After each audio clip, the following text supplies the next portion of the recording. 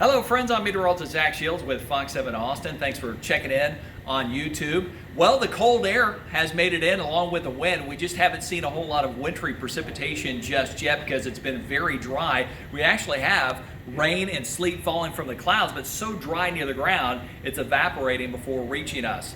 We are still under a winter weather advisory. That's a level 1 when you're talking about wintry weather. This will go until 6 a.m. Tomorrow morning.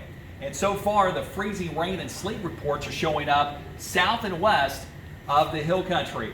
And all the icy reports on the roadways are happening way out here in West Texas, south of Fort Stockton, near Marfa, and then also up into the Panhandle, according to drivetexas.org. Around here, the roads are not icy for now. Here's a look at the bigger picture. The Arctic cold front that came through last evening, pushing south of Texas. But notice how the clouds are filling in. We have the moisture and energy coming in from the Pacific in advance of an upper low, going up and over that dome of cold air. That's what we call an overrunning weather pattern. And this helps produce that cloud cover because you get that natural lifting mechanism in place.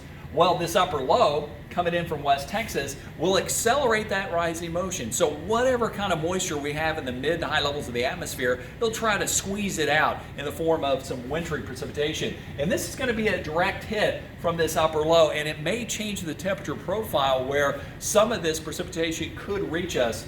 Now, out in the hill country, we have a temperature profile that will support some snow flurries and sleet.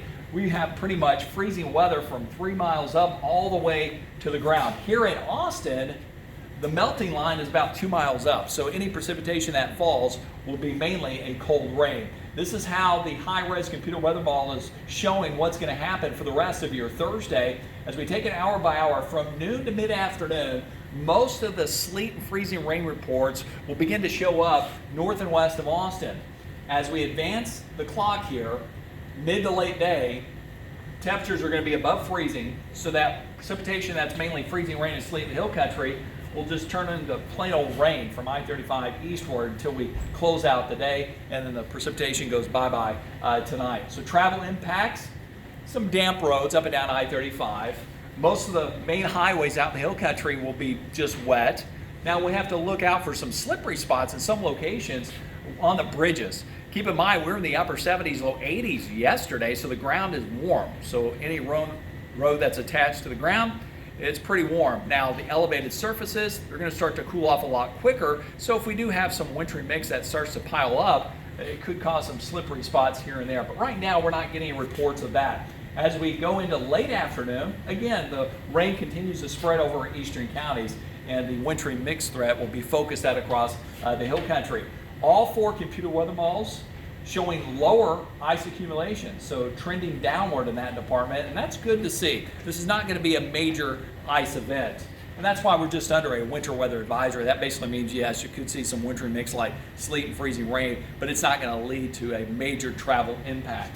Here in the Austin area, early to mid-afternoon, we'll have mainly rain with a few sleet pellets mixed in. Icy road threat, low. Power outage threat, low. Snow threat, low. Sleet to ice threat, low to moderate.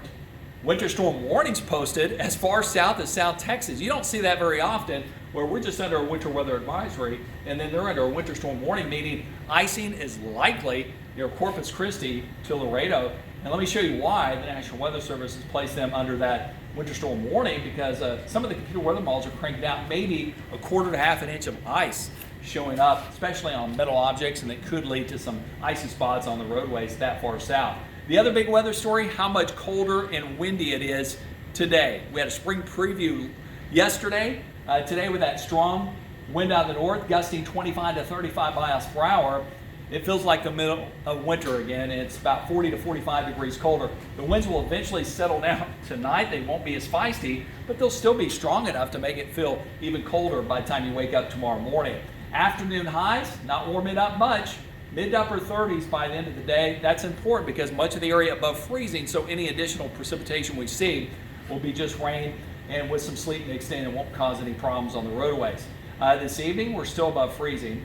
This northerly wind will help chip away at the cloud cover, and this should clear our skies. and expect a hard freeze tonight from midnight all the way through tomorrow morning. So some areas could have freezing weather for 8 to 10 straight hours. That's what we call a hard freeze. And we're in the teens and 20s tomorrow morning, and then only rebounding into the 40s tomorrow. Wind chills. If the cold air doesn't bug you, the cold wind will.